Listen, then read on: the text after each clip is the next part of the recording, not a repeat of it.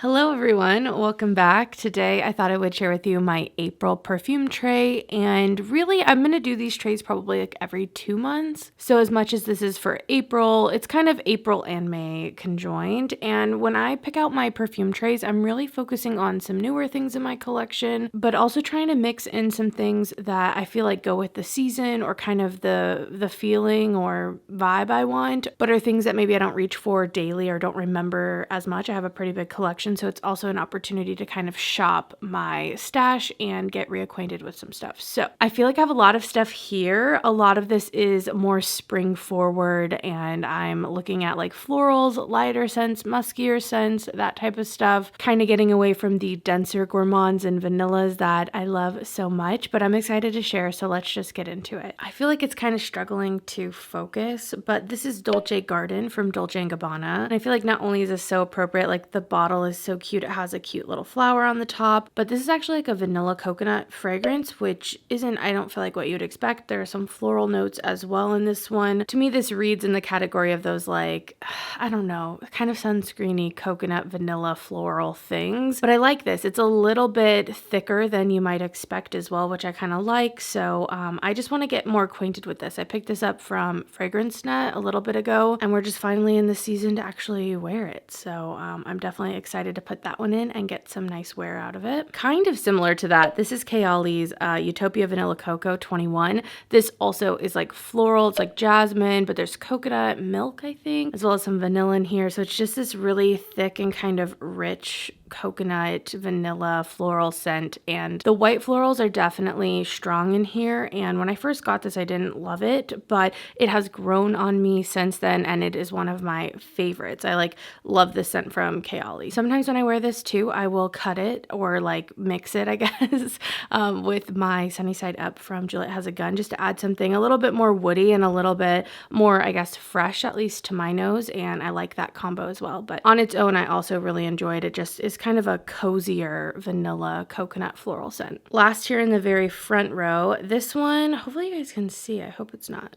too blown out, but this is 22 Auras from Letta, and you'll have to let me know if you want a full-on review of this still, like a full dedicated video. I feel like it's been a second since it came out and I didn't do that review initially, but let me know if you still want it. I feel like for me, this fragrance is really great for spring specifically. It's like a musky pear kind of scent. It has something like tart going on as well as something a little bit sweet. It feels like a smoother, classier kind of version and maybe less fruity version of Ellis Brooklyn's Sunfruit. Like that one also is very pear heavy and has a little bit of that tang and kind of musk, but this one also has something kind of creamy and powdery to it with the Auras, so just kind of smooths it out. And I find this like pretty easy wearable. It has something calming about it, but still a little bright and uplifting as well, and I just think it's a good time to wear it, so I just want to get some good use out of it in the spring. If you guys have not tried Sweet Ash from SNIF, I really highly suggest it. This is, I feel like, their version of Baccarat. Like, it's not an exact dupe. It was, you know, different enough for me to add it to my collection and not feel like it was a complete duplicate, but this is very similar. It has like some pine notes. It also has some citrus, but all of that's very sugared, you know, very sweet, and it still has this airy quality to it as well. It's just really, really beautiful, and I'm really happy with it, especially too, SNIF is more affordable at $65 a bottle. You do get like a 50 ml, it's not like a big bottle, but compared to some of the more niche scents that can, you know, go up in price, I feel like it's pretty good. And this one specifically I really like. I'm definitely exploring the SNIF line a little bit more, so hopefully I'll have a video at some point, but this is in my top for sure of like full bottle worthy. I was like, this is dang good, so I definitely wanted to put it in here. This is another fragrance that kind of has a Baccarat moment to me, at least. This is Finery's Magnetic Candy. This is the more affordable line at Target. I think this is a pretty good dupe of Sundays from Byredo. It's not nearly as astringent and kind of bitter and kind of harsh in some ways that I feel like Sundays can get. This to me has more sweetness. It has something a little bit softer, not as bitter, not as astringent, and I feel like it's a combination of Sundays and Baccarat together. That's where I was going with that Baccarat reference at the beginning. So I've really been enjoying this. I think it's such a fun one for summer. Definitely not for everyone. You got to be open to the neroli scent for sure, but if you are, I think this is such a bright, fun fragrance for spring and summer, and I'm already really getting a decent dent going in it. I really, really enjoy this one. So I would definitely check it out, especially because it's like super affordable at like $30. Continuing on with spring vibes, this is SKYLAR's Peach Fields. I really love this. A musky peach fragrance with some floral notes in there as well. I like that this peach isn't too syrupy or too heavy or just too, yeah, like sickly sweet. It just has a nice freshness about it while still giving some of that sweetness. It's a definite easy wear fragrance for me. Again, I'm really loving the like more uplifting fragrances at the moment. I do love my sweet stuff and I have some of that in here too, but I have been loving stuff with a little bit more of a musky base or woody base or just even some florals and stuff like that. So I really love this one. Definitely want to get some wear out of it. Next, this is Juliette Has a Gun's Ego Stratis. I was sent this from Twisted Lily back when it launched, and I do like this fragrance. I just don't wear it a ton out of everything from Juliette Has a Gun, but I just tend to love the DNA of the house. Like they do things even that aren't my normal in a way that I'm like, more open to trying and enjoying. And so I'm actually wearing this today. This is my scent of the day. And this one's definitely interesting. It has some citruses, it has some C notes, but there's blueberry, there's some neroli and some peach. It's fruity, musky, light and airy, but it has something kind of cozy about it as well, like almost kind of powdery to my nose as well. So it's a weird mix of fresh and powdery, and I kind of enjoy it. Again, for spring, it's a good one, and I'm excited to just get more thoughts on it, really be able to place it, I guess, in my collection as well. All right, this is like obviously spring. I had to put this one in here. I'm really loving Kayali's Yum Pistachio Gelato 33. I have a whole video dedicated to this. I just did that. So I will leave that video down below if you haven't checked out the full review, but I have just been wearing this nonstop. So I just know I'm going to reach for it. I think it's so spring appropriate, and it's more of a fresh, powdery, gourmand, really sweet. It has some cotton candy, has some whipped cream, it has some marshmallow, a little bit of nuttiness. Again, if you want full thoughts, comparisons, all that, check out that video. But I definitely want to put this in there for spring, and I've already been reaching for it so much, so I know I'm just going to continue to do that. Another gourmand, this one is from MAISON Tahite, and this is Vicious Cacao. I've had this on my list for forever. I finally bought it myself off of Twisted Lily. I really think the price point of this is nice. It's like right at the $100 mark, a little bit more. And this is a like caramel cocoa kind of fragrance, but it's not heavy. It's really light, very sweet. In some ways, it's almost as if like caramel and chocolate could be made into a cotton candy scent. Like if it could have that kind of sugary air spun quality to it, but it's still the flavor of chocolate and caramel. That's kind of what I get from this. I think there is some like maybe rum or some alcoholic note in here as well, but I mostly just pick up on that airy kind of chocolate and caramel. There's something a little spicy about it as well, which to my nose is spicy, but it also comes off a little powdery. So I really love this one, and I'm so excited to have it in my collection. Another more sweet one that I think is really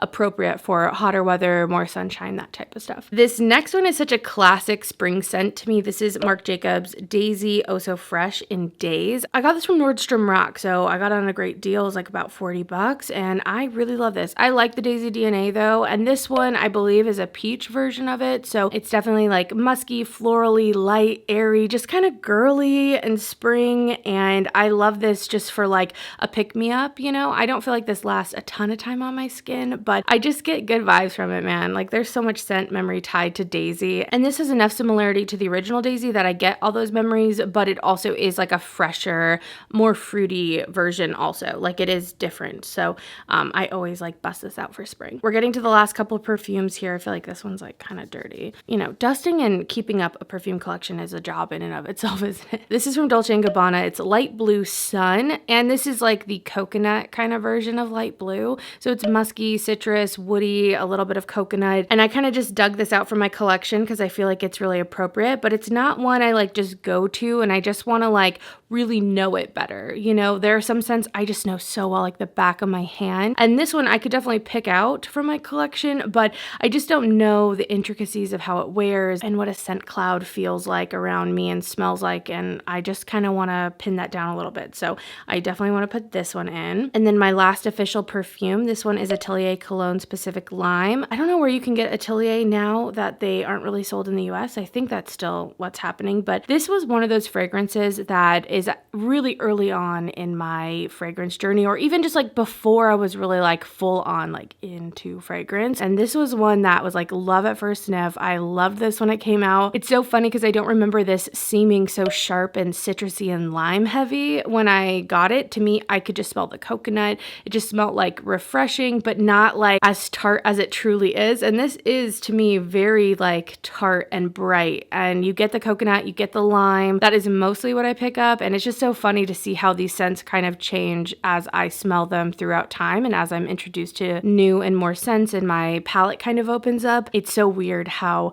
scents that I feel familiar with smell different to me now, or like I just read them differently. But this is such a fun one for spring and summer, and I kind of want to see if this is one I can get back into wearing because it's definitely not my preferred thing at the moment. Like I could smell this in store and be like, oh, that smells nice, but I wouldn't be compelled to buy it in the same way as I was back then. So anyway, I just thought it'd be fun to revisit, and I love the bottle, and I still do like the scent. It's just not like so quintessential me, or at least doesn't feel that way anymore in the same way. All right, and in the back, I like to pick out some of my body mists. I go in kind of waves on like using body mist all the time and then kind of backing off. And so, yeah, I want to get back into using them a little bit more. So we have Beach Nights, one of my absolute faves. Oh my gosh. I wonder if they're going to re-promote this, but Beach Nights from Bath & Body Works, if you haven't smelled it, is an amazing sea salt, graham cracker, marshmallow, chocolate s'mores kind of scent, but like add a little bit of that beach driftwood in, add a little bit of like the salty sea air. Still has that nice sweetness, but it's just like a little bit fresher as well. I love this one. I've already gone through a full bottle of this. And so this is my second bottle, and I think I still have a backup because I love it that much, you guys. It's so good. I actually recently busted out the body wash as well to have that in my shower. So I'm like full on ready for this scent to make it back in rotation. I decided to pick out this cotton candy scent. This is Cotton Candy Clouds. This one doesn't have notes on it, but it's pretty dang just like cotton candy. And I think because of the Kayali and some of the other cotton candy scents in my collection, I'm like into the cotton candy right now. So I thought I would bring this out because I could add this to any fragrance. I can just wear it on its own. I don't know. I'm just like into that sugary, air spun kind of a scent right now. Super sugary though, you know, super sweet. And I thought this would make a nice addition. I think I might do like a cotton candy themed video. If you guys want to see that, let me know. And last for the video, this is Hibiscus Paradise. This has notes. Let me read them. Pink hibiscus, juicy guava, and sun-kissed coconut. This is definitely fruity, but it's very creamy, and the fruit in here never gets tangy or it's not like mouth-watering juicy. It almost has something kind of musky going on, and I almost think of it as like stale wood going on to it. And I know that sounds bad, but I don't know how else to explain what I smell from this, but there's something about it that feels subdued, I guess. And a little bit like all those fruits are kind of behind maybe a musk cover, or like a vanilla woody cover or something. I don't know. I just think it's a nice one where it's not like full on tropical. It's not full on juicy, mouth watering like pina colada or like pineapple, juicy mango. It has a little bit of something more subdued. And I think it makes more sense for April and May as opposed to like a June, July kind of fruity fragrance. So yeah, those are my picks for the next 2 months just to enjoy. I know I'll use tons of other stuff for my collection as well, but these are the things I kind of want to focus on and I think fit the theme, and I am excited to use them. I'd love to know any of your guys' thoughts on these perfume or what you're picking to wear during April, maybe even May if you do any perfume trays or that kind of thing. Let me know down below. But thanks so much for watching, guys. I hope you enjoyed the video, and I'll see you in the next one. Bye!